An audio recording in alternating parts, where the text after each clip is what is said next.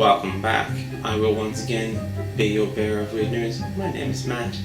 Let's get into the news. Now, for a long time, I personally wasn't very interested in politics. I know a lot of people I've spoken to have also said they don't have a lot of interest in politics. All this is despite the fact that politics impacts everything, literally every part of our lives. But it's boring, right? It's boring. Why would we want to take an interest in something that is so boring? Well, I feel like I may have found something to change my mind, to change your mind. Well, my mind's been changed to change your mind, to bring you on board the politics train. Because for the very first time, a precedent has been laid down in court of a very obscure Australian law which landed a Sunshine Coast blogger named Tony MacLeod $6,000. Yeah, that's right. We're making bank off politics. So what happened? Well, you'll remember in my last video I talked a lot about Section 44, and that was with regard to the election. This video doesn't really have anything to do with that. It's just a solid reminder that this keeps happening, and that politicians are continuously on a warpath to hold citizens accountable for their actions, even when they haven't done anything wrong. But anyway, I digress. So, Malcolm Roberts was one of 15 politicians caught up in a clown car that was the Section 44 oustings of the 2017-2018 election, right? So politicians included Barnaby Joyce, Scott Ludlam, Larissa Waters, Jackie Lambie, Fiona Nash, and they were all forced from Parliament after it was discovered that they held citizenships with another nation when they were elected. Now, because despite the Liberal Party's hard-on for detaining refugees and numerous attempts at cracking down on immigrants, they have managed to get in, sometimes in record numbers. So I'm genuinely torn on this issue, this Section 44 issue, because it has removed, or at least temporarily removed, some of the nastiest politicians that we've ever had. The idea that you need to sever ties with any country of ethnic origin is so antiquated and doesn't speak to the more global population that we are experiencing as compared to Britain of old, the British Empire, who rolled into places and then just slaughtered and colonized lands. The very first version of gentrification. But look, if you're bankrupt, sort your shit out before you decide to try and use our money to do anything. I completely agree with that one. I'm not trusting you with my money. It gets abused enough. And that's just by me. So anyway, Roberts was elected to the Senate in 2016 and then forced out in 2017. But he recently won his seat back. So given that he got his seat back, this might not seem like such a big deal.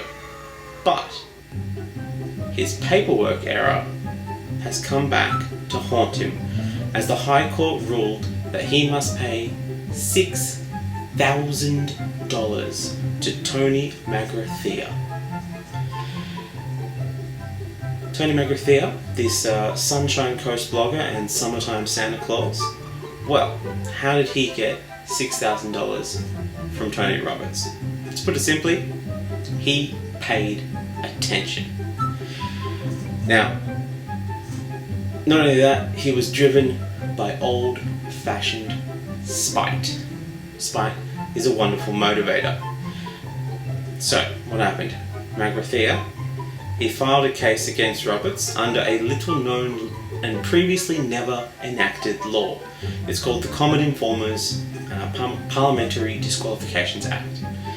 It's also known as the Snitches Get Riches Act, or at least it will be from now on. Now this act gives recourse to ordinary citizens, that's you and me, to sue politicians who were not eligible to sit in Parliament.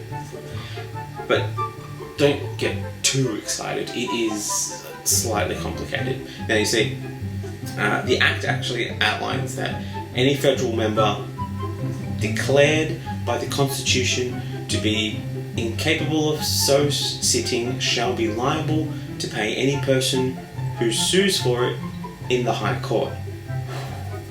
Money. That's right, Australians. It's time to get paid. Section 44, more like section shut up and pay me. Great. Fantastic. So how much are we getting paid? Well, this is where it starts to fall apart. Now, the Act states that a member should pay $200 in total for their ineligibility before the suit is served, and then $200 for every day subsequent to that day on which he or she is proved in the suit to have sat. Pretty good. So, given that our Senate typically sits for 50 to 60 days a year, yeah, that's right, a year, most of these days are grouped into what they call sitting fortnights. So they are 2 4-day weeks, which really means that George Jetson should have been in the Senate. It might have made his life a whole lot easier. Boy, these 3-hour days are killing me. Wouldn't have had to work anywhere near as much. Now, you compare this to other governments, like the US House of Representatives, which has been known to sit for 145 days. Japan's House of Representatives usually meets on 150 days a year, Canada's House of Commons around 127 days, and Germany's Bundestag, it's compulsory for members to attend. It's 104 sitting days. A policy which, quite frankly, we should adopt. Family emergencies aside, you know, obviously there'd be a few exceptions. Now, Matt, I have forced you to argue. New Zealand's House of Representatives has been known to meet for as low as 93 days in a year. And the almost 3,000 member National People's Congress of China gets together only once a year. And I would say, you're right. But not being the worst is not incentive to not do better. Not that it is always great when they do show up. So let's get back to MacLeod. He filed his suit on September 28, 2017, and that was a full month before the High Court ruled that Roberts was ineligible due to having been a British citizen when declaring his candidacy for the 2016 election. And nearly 2 years later, on June 14th, Roberts was ordered by the High Court to pay MacLeod a total of $6,000. So that's the initial $200 plus $200 for each of the 29 sitting days between the suit being filed and Roberts being ruled ineligible, setting both the precedent for this law and, I imagine, setting a precedent for never locking in a required amount of attended days in Parliament, lest they should have to pay us some money. So MacLeod seems to be turning this into his retirement plan, basically. Having had contacted several politicians with concerns about dual citizenship as early as 2014, and actually attempted to alert Malcolm Roberts to his potential British citizenship in 2016. And he even sent a Facebook message to the senator's wife, which presumably just confused her because now a strange man is contacting her and reaching out to her online, and there wasn't even a dick pic attached. Like, what's going on here? What sort of internet interaction is this? This is his quote. He said, I wrote him saying, make sure you've got rid of your British citizenship. He ignored and blocked me on social media, which is beautiful.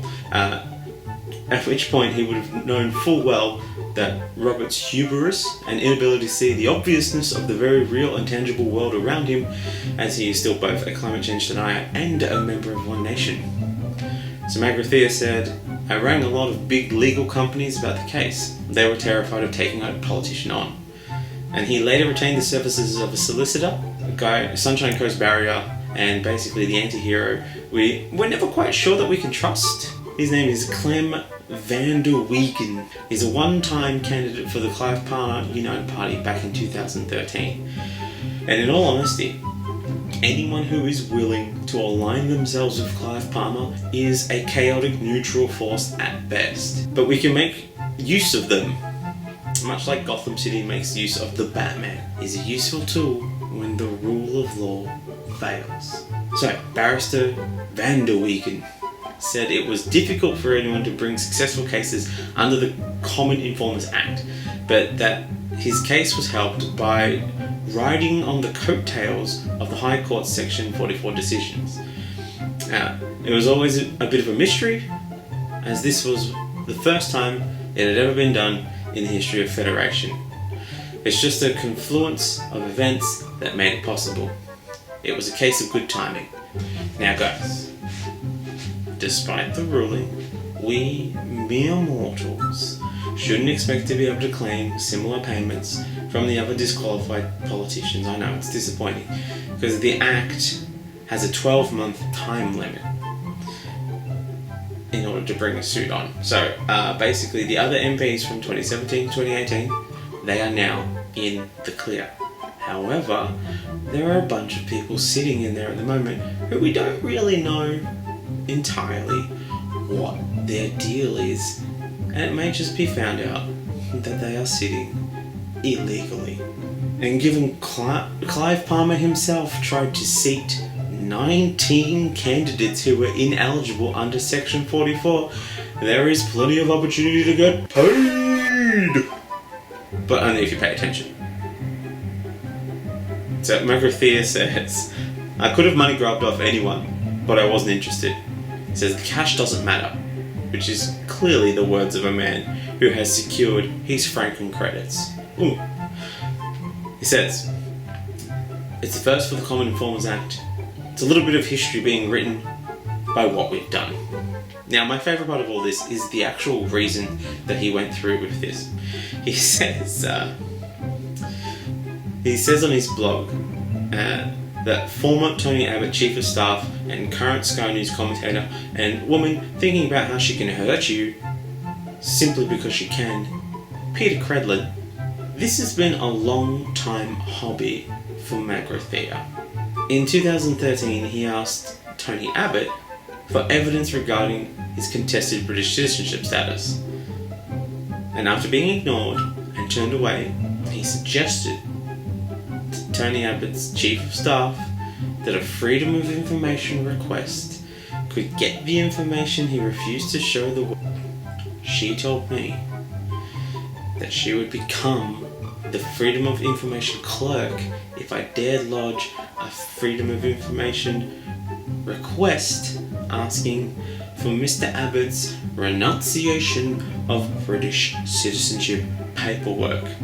Man, you want staff that loyal. It's insane the level of loyalty that this woman had for this man.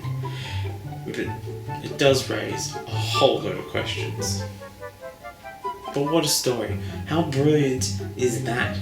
Guys, we're just going to pay a little bit of attention to the sitting parliament, put in some paperwork, and we're looking at some pretty fresh paydays.